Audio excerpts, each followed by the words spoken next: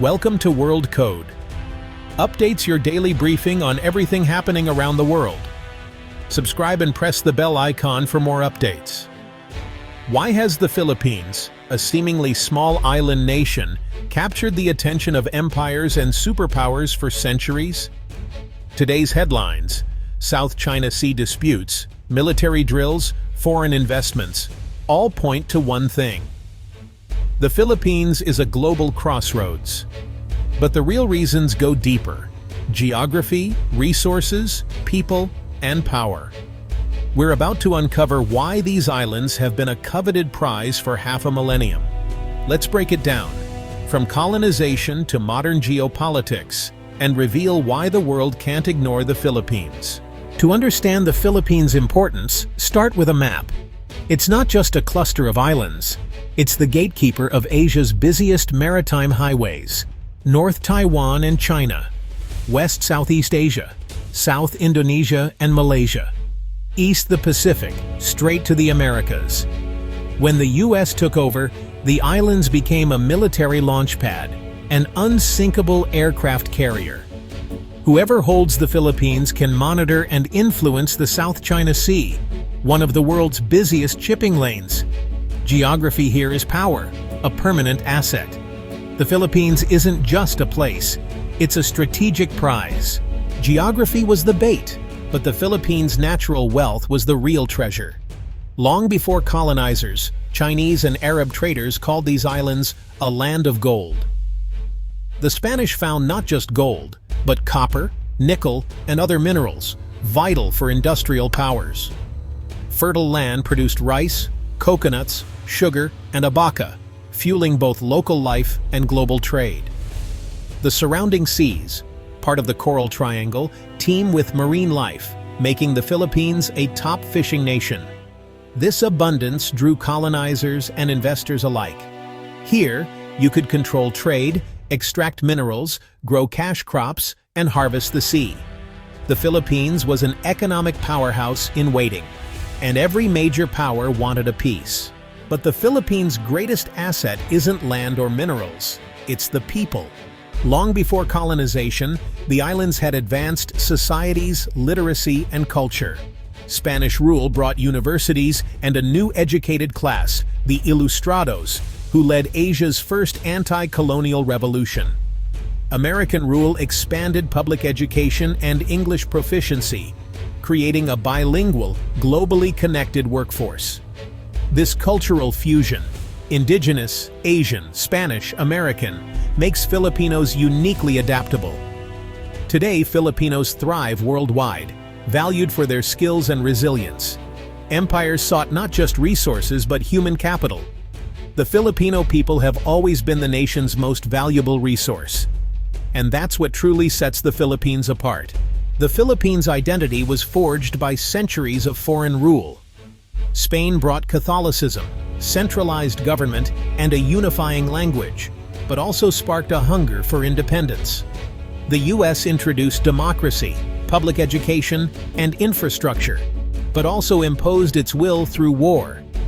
Japanese occupation during World War II was brutal, but ignited fierce resistance and national unity. Each era, Spanish, American, Japanese, left deep marks on culture, politics, and society. The result?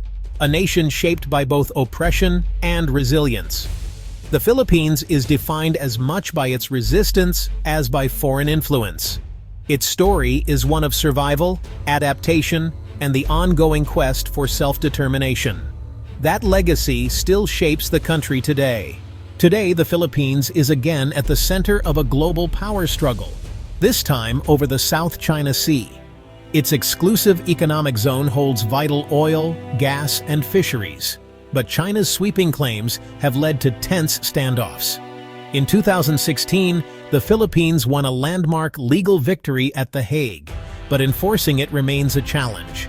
The country now balances asserting its rights with avoiding conflict. As a key player in the free and open Indo-Pacific, the Philippines is crucial to regional stability. Its stance in the South China Sea ripples across global trade and security. The empires may be gone, but the struggle for influence continues. The Philippines' choices now shape the future of Asia. In this high-stakes environment, alliances are everything. The Mutual Defense Treaty with the U.S. has anchored Philippine security for decades, backed by joint exercises and military aid. But the Philippines is diversifying, building ties with Japan, Australia, South Korea, India, and European partners. Japan provides patrol vessels and infrastructure. Australia offers defense training. Others increase their Indo-Pacific presence. This web of alliances gives the Philippines leverage and security. It's not just a U.S. ally, it's a key partner in a coalition of democracies. Any aggressor must now consider the strength of the Philippines and its friends. Strategic partnerships make the country even more vital on the world stage. The Philippines' economic potential is surging, thanks to its people. With a median age of 25, it boasts one of Asia's youngest workforces. This demographic sweet spot means more workers and innovation. English proficiency powers the booming BPO industry, over 1 million jobs. Filipinos fuel startups in fintech and e-commerce. The country's youthful energy attracts global investors. A young, tech-savvy population is the engine of prosperity. The world's biggest companies look to the Philippines for growth.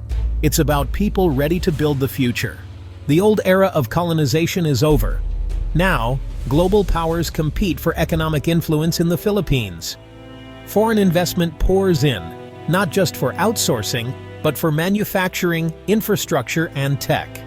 Japan funds subways and railways. China invests in real estate and online gaming. The US and Europe target tech and services. The Philippines balances these relationships, gaining leverage and options.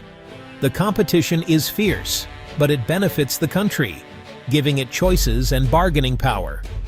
The Philippines is no longer a passive prize, but an active player setting its own terms. The goal now, to be the partner of choice, not the conquered land. That's a powerful shift in the nation's story. The Philippines wields a different kind of power, soft power. Over 10 million Filipinos live and work abroad, serving as cultural ambassadors and building goodwill worldwide. Their reputation for compassion and resilience creates a positive image for the nation. Filipino culture is gaining global recognition through cuisine, music, and the arts. Values like bayanihan, communal unity, shine in times of crisis, inspiring others. This cultural influence builds bridges and friendships that outlast politics. The world feels a connection to the Philippines, not just because of its location, but because of its people and spirit. In the competition for hearts and minds, Filipino soft power is a quiet giant. That's a strength no rival can match. Today, the Philippines is no longer just a prize for others. It's claiming its own destiny.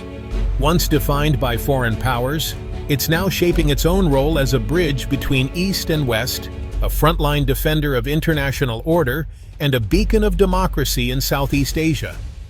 The journey isn't easy. Challenges like poverty and corruption remain. But there's a new confidence, a refusal to be anyone's pawn. The Philippines is finding its voice, speaking up for its interests and values. It's learning to play the global game with skill, building partnerships without sacrificing sovereignty. The story is shifting from what others want from the Philippines to what the Philippines wants for itself. It's becoming a middle power, ready to shape the Indo-Pacific's future. And that's why the world can't look away. From colonial prize to rising force, the Philippines' story is one of resilience and self-discovery. Geography may be destiny, but it's the people who define a nation's soul.